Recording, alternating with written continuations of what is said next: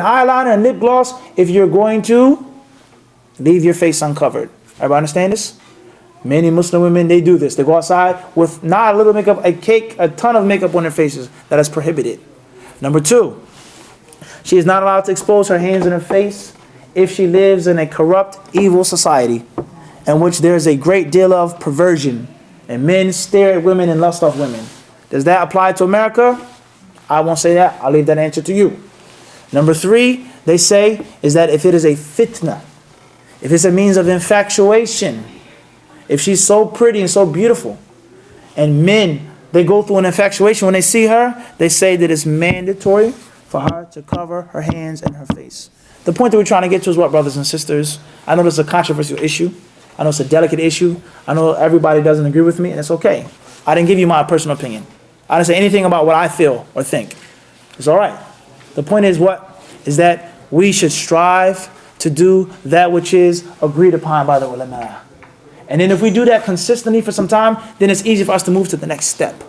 But when we have Muslim women who dress like this, like that, like this and like that, we have to take baby steps. Everybody understand this? Clear on this, brothers and sisters? So therefore, covering the hands and covering the face, it is from the sunnah. It is from the way of the Prophet ﷺ. But the scholars of Islam, the fuqaha, they differ on is it obligatory or not. They don't differ on it being permissible or impermissible. They differ, do you have to or not? But all of them, they say that a woman should be closer to haya as much as possible. Now, we have culture, cultural background, cultural orientation, etc. We have the sunnah of the Prophet ﷺ, and then we have culture. Islam does not fight your culture. Islam does not want you to disassociate yourself from your family members and culture. There's nothing wrong with your cultural practice, as long as it does not go against the sunnah of the Prophet ﷺ. Do you have to wear the color black? Do you have to wear a Saudi abaya? I come from Jordan. I come from Palestine. We don't wear that color. We wear this type of abaya. There's nothing wrong with that. As long as it's loose, as long as it's not tight fitting, as long as it's not perfumed, as long as it's not a means of attraction, and the list goes on of the conditions that are found in the way of the Prophet ﷺ. And the same applies for men. You don't have to wear this white Saudi qamis. It's not mandatory.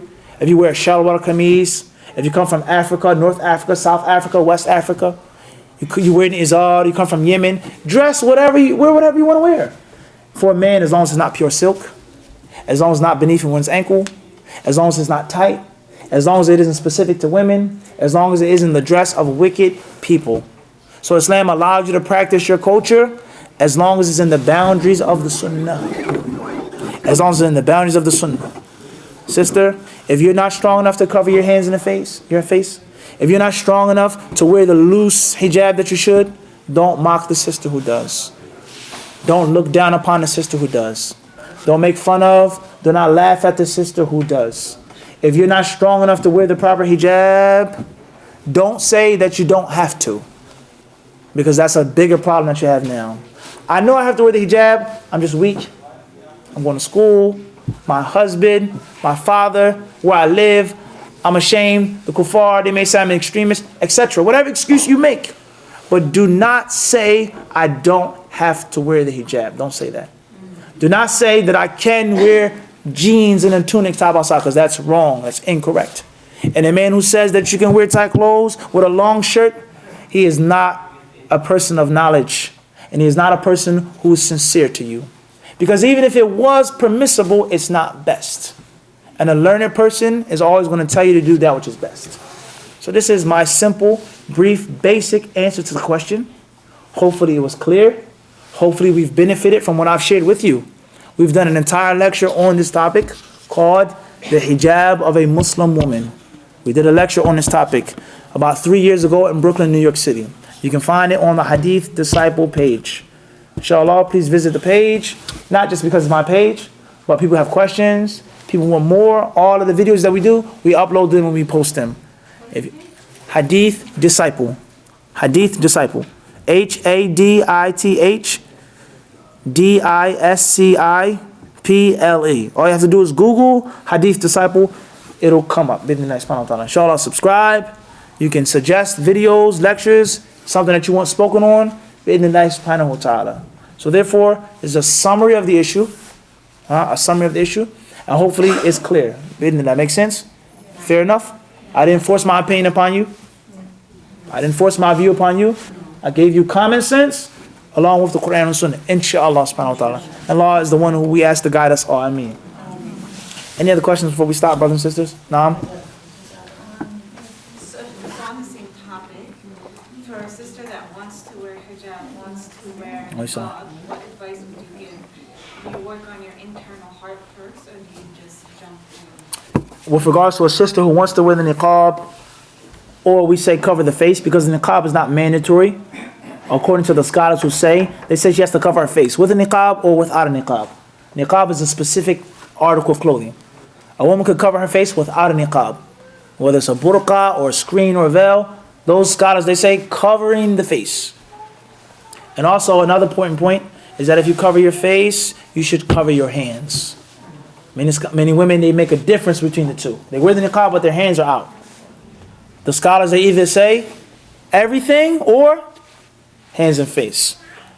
So, yani, it's better than nothing, but I'm saying, if you take the opinion that covering the face is mandatory, you also have to, without doubt, because it's all one. They said that a woman's entire body is awrah. Everybody clear on this? So that's just a side benefit. So, what advice do you give to a sister who wants to cover her hands and cover her face? Should you work on the inner hijab or the outer hijab first, etc.? We say that they go hand in hand. They don't go against each other. It's one single body. The inward haya is manifested in the outward haya. The outward haya should be a product and should be a result of the inward haya. We say is that there are many shayateen who say don't wear hijab until your character is better. Don't grow your beard until you really start doing the things that you should do. We say that's wrong. And perhaps by you outwardly doing something, it will have an effect upon the inward sense. And you'll feel like a hypocrite. I wear hijab outside and then I go in the house and I do this. In other words, perhaps that'll make you change. So we say they go hand in hand. And then most importantly, even if you're too weak, if your iman is still suffering, it is an obligation upon you to cover yourself. It's an obligation upon you to cover yourself. And it goes back to what we previously explained. I'm too weak to stay away from the sin, but when I go outside, I'm requested to hide my sins. So I would advise you or any other sister, if you desire to cover your hands and the face, that is best. That is what you should do. It is pure. It is closer to Allah subhanahu wa ta'ala's intended objective and that of His messenger. There's no doubt about that. You should not listen to what people say, your family members, it may be your own husband who say, don't wear it. No, don't cover up. Do what you feel is getting you closer to Allah subhanahu wa ta'ala. Life is short. You blink, you have a child, you have a baby, you grow up, you get old, you're in the grave. You do not have the time to listen to Muslims who lack vision. You don't have the time. If you feel like it's getting you closer to Allah, Bismillah, that's what you should do. Without any hesitation. Of course there's wisdom. You don't make a bigger problem. You explain to the people. But anything that you feel is getting you closer to your Lord, and it's from Quran and Sunnah, you should have courage. You should put your trust in Allah and you should do it without any hesitation. And Allah subhanahu wa ta'ala surely knows best. So me personally, your family member, sit with them and talk with them. Ummi, my mother, I'm thinking about covering my face. Ummi, I read something, I was in a class. Oh no, the guy, he's trying to brainwash you. That's what they want to say. No, Ummi, he mentioned something from the Quran.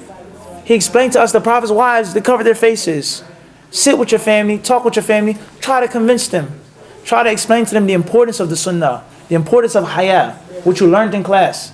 And bi'idhnillah, hopefully they will accept it. And if they don't, if you try to use wisdom, you try to be gentle, you have to do what you feel is your obligation between you and Allah subhanahu wa ta'ala. Even if it isn't mandatory to cover the hands and the face, it's your obligation to strive and to grow closer to Allah. And there's no doubt when you cover your hands and your face, bi'idhnillah, by Allah's permission, is a means of getting closer to Allah. There's no doubt about that. And anyone who says other than that, there are either one or two men, someone who is ignorant and misinformed, or someone who is not telling the truth. It's not an honest man who says that. When you go outside, men look at women. They look at a woman's face. You're going to lust over a woman's face. There's no doubt about that. So it's something to be mindful of, and Allah knows best. Yes? First and foremost, I want to thank you for giving this class because it's really very beautiful. This is only the first time that I've been here, and I came a couple minutes late, and I feel like I've gained so much knowledge just from the lot of comments in the room. I want to ask a question, but I don't want to take away from the importance that it is for sisters. But a lot of times, classes like this, or when I say classes like this, I mean on the topic of hayya, or on the topic of family issues, or things that there are specific topics that sometimes I feel, and correct me if I'm wrong, that are relegated to women's issues. And I think we're doing our brothers a disservice by not educating them or making it available for them a lot of times. So like sometimes you go to a conference and there are topics on family or hayya or hijab or whatever it is, and it's specifically addressed to the sisters. And while I appreciate the fact that this is in a closed setting with just sisters, a lot of times the opportunity for men to be educated in these matters are not there for them, and thus it doesn't disservice to them, but also to society and to the family itself. Right. Very clear. We say, first and foremost, shukran, ukhti al-karima, my noble sister, jazakallahu khairun. Allah bless you and reward you well for your kind words. And alhamdulillah, only Allah knows how happy and pleased I am to hear that. And inshallah, hopefully you benefited. And bi'idhnillah, hopefully you'll go home and you'll leave with some type of benefit, even if it's just one small piece. Bi'idhnillah subhanahu wa ta'ala. Well, alhamdulillah, it's very good. Jazakallahu khairun. May Allah bless you in that.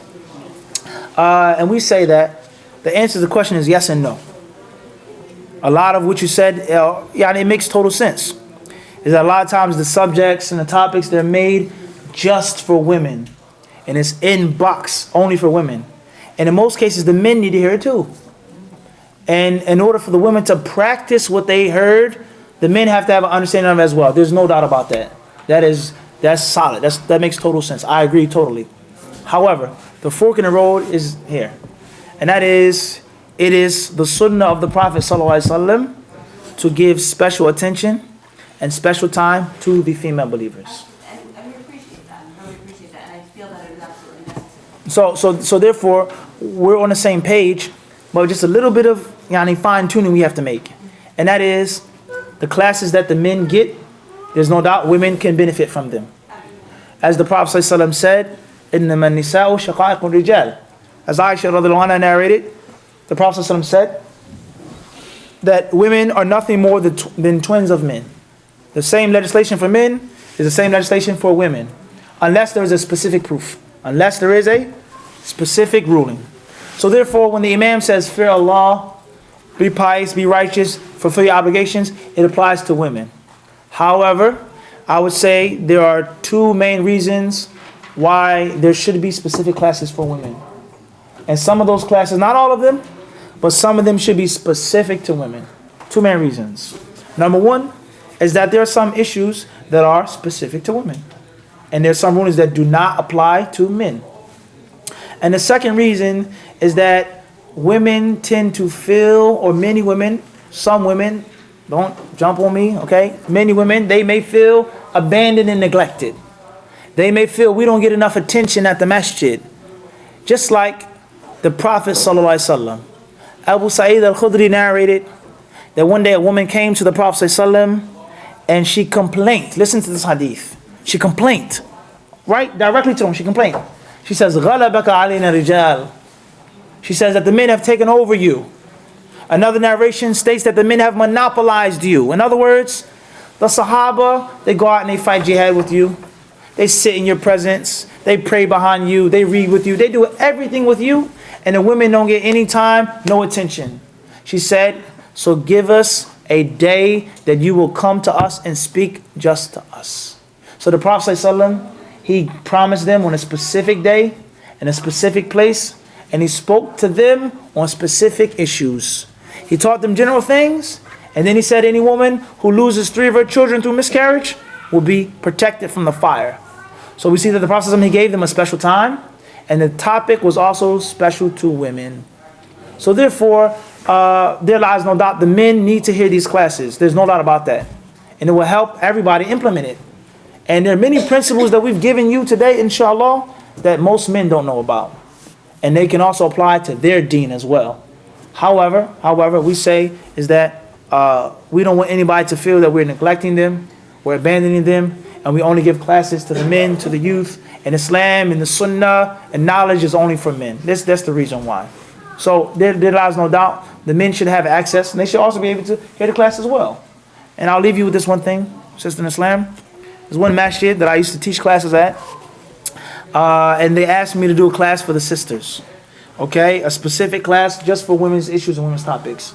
And while I was speaking to the sisters, they gave me the microphone for the brothers down the steps. So it's special to men, and any man who wants to benefit and wants to hear the dhikr, he can also do so. So therefore, there lies no doubt the women should have special things, they should have general things, and the men should also benefit from those things as well. Thank you very much. That's a very important point that you made. Jazakallahu khairan. And Allah reward you well. Any other questions before we stop? Any other questions before we stop?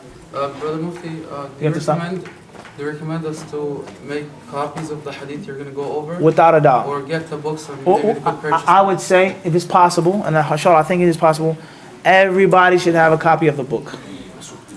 There's no reason why you don't have a copy of the book. If you can't afford it for one reason or another, the PDF is free. Everybody has a smartphone, a tablet, something. Also, inshallah, if it's possible, to print them out as well. Yes. Okay. Yes, that should be done. So inshallah, monthly, you'll tell me the hadith that you're going to go over, and I'll make sure that they have copies. Yes, and inshallah, because we're going to finish this chapter probably in the next session, the next thing that we choose or the next piece of information, we'll try to have it available for you in the next panel. Sheikh Mufti is trying to have the sisters more engaged, so if they have the copy, they could also, for example, have someone read in Arabic and in English, and have some sort of like engagement and participation, which will energize the class and make it more active. So we'll have the copies, Arabic, English, and maybe leave some space in case you want to write some notes, inshallah. Would that be good, inshallah? Khair, inshallah. Jazakallah khair, Sheikh Mufti, for the beautiful lecture. One question about the day. Is it going to be first Sunday of month, or is it going to be different days every month? Or? I believe it's the first Sunday of each month. The first Sunday of each month with Brother Mufti, that's the plan so far, inshallah. If Bidnillah. there's going to be any changes, we'll let you know, inshallah. Inshallah. Yeah. Naam. Going back to the meaning of hayat, we talked about the fact that it's translated as shyness and life. Is there any other words that revolve around? Question is with regards to the meaning of haya. And we said that it's related to life and shyness. Are there any other meanings? I don't know of any other specific synonyms for it in English or in Arabic. Yani you have the concept of hishma, which is bashfulness. Perhaps bashfulness and shyness are synonyms. Perhaps they're a bit different. Al-Muhim, haya is generally, when it pertains to a human being, something that falls in your heart, something that comes upon your nafs, that prevents you from doing that which is repulsive. That's the general meaning of it. And Allah subhanahu wa ta'ala knows best. Inshallah. We have permission to go, inshallah. Thank you very much.